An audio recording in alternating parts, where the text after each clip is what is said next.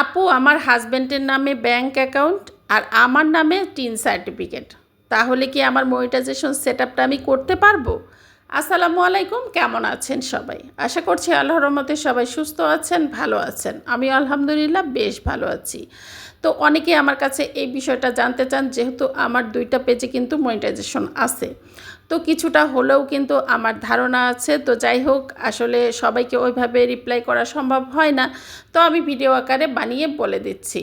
এটা কখনোই হবে না। আপনার নামে যদি ব্যাংক অ্যাকাউন্ট থাকে, আপনার নামেই টিন সার্টিফিকেট থাকতে হবে। আর যদি আপনার হাজব্যান্ডের নামে থাকে, তাহলে আপনার হাজব্যান্ডের নামেই ব্যাংক অ্যাকাউন্ট এবং টিন সার্টিফিকেট দুটোই থাকতে হবে।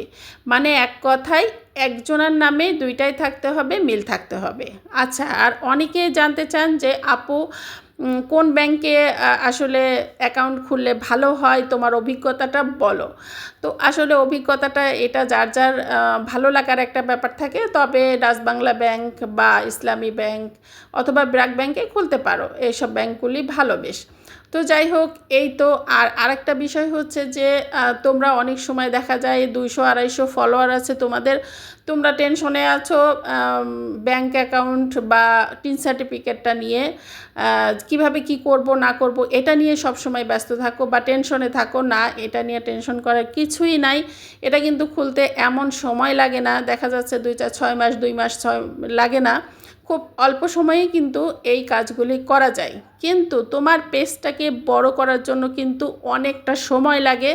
সেজন্য তোমরা এসব টেনশন না করে আগে তুমি তোমার পেজের ফলোয়ার বাড়াও, সব সময় সুন্দর সুন্দর কন্টেন্ট দিতে থাকো এবং ফেসবুকের গাইডলাইন মেনে কাজ করতে থাকো। তাহলেই কিন্তু তোমার সেটআপটা চলে আসলে ওগুলা জোগাড় করতে কিন্তু খুব বেশি সময় লাগে না।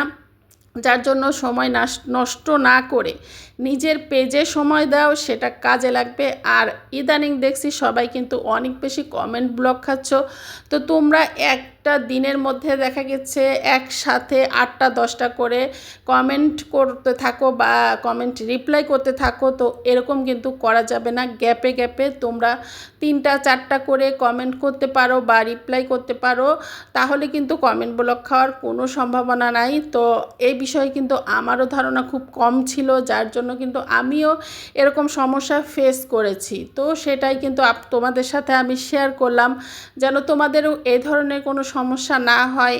আর সবচেয়ে বড় কথা হচ্ছে যে সুন্দর সুন্দর গোছানো গোছানো কন্টেন্ট তোমরা দিতে থাকো, দেখবা যে তোমাদের ফলোয়ারও বেড়ে যাচ্ছে তাড়াতাড়ি এবং সেটআপটাও চলে আসবে। তো সেই জন্য দেখা যাচ্ছে যে দিনে তোমরা একটা করে অবশ্যই লং ভিডিও দেওয়ার চেষ্টা করবে।